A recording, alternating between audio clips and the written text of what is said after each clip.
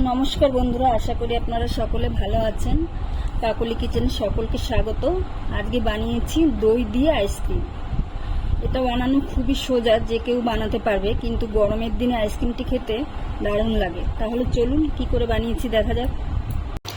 আমি একটা mixer jar নিয়েছি, এর ভিতরে আমি দই দিয়ে দিচ্ছি।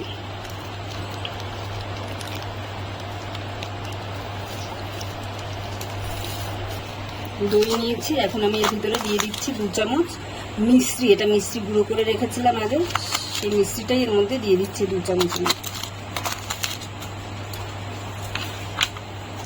আর দিচ্ছি কিছুটা এলাচের গুঁড়ো, আর 1 চামচের মতন গুঁড়ো দুধ। দুধটা না দিলেও চলবে, আপনারা চাইলে দেবেন, মনে চাইলে না হলে না দিলেও চলবে। এটা ব্যাস, এবার আমি এগুলোকে সব একসঙ্গে একবার ঘুরিয়ে নেব। আমি একবার ঘুরিয়ে নিয়েছি, হয়ে গেছে আমার এটা। এখন আমি ঢেলে দিচ্ছি।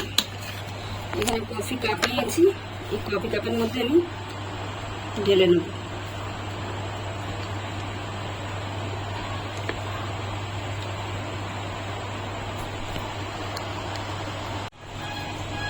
এখন আমি ফয়েল পেপার নিয়েছি, এখন এগুলোকে মুখটা আটকে দেবো।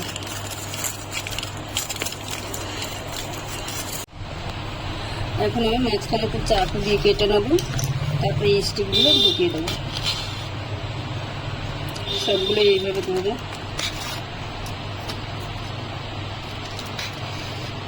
আমার সব লাগানো হয়ে গেছে। এখন আমি ফ্রিজের মধ্যে রাখবো সারা রাত্রি, আর সকালবেলা বের করবো।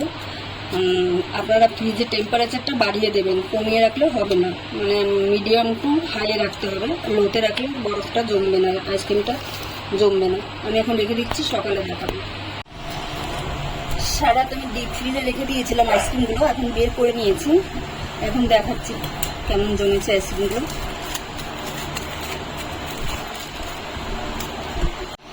কেচি দিয়ে সাইডটা একটু কেটে নিতে হবে, কেটে নিয়ে এবার ছাড়িয়ে নিতে হবে।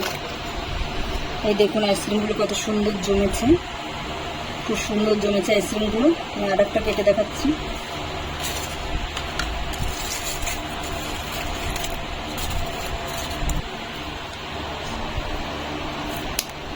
সাইড দিয়ে একটু কেটে মানে আরামসে বেরিয়ে যাবে, কোনো অসুবিধা হবে না।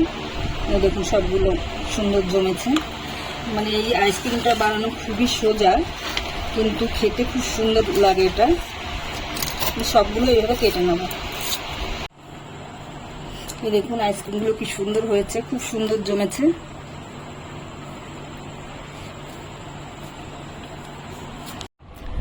রেসিপিটি তৈরি হয়ে গেছে। ভিডিওটি যদি ভালো লাগে তাহলে একটা লাইক করবেন, সাবস্ক্রাইব করবেন এবং কমেন্ট করবেন।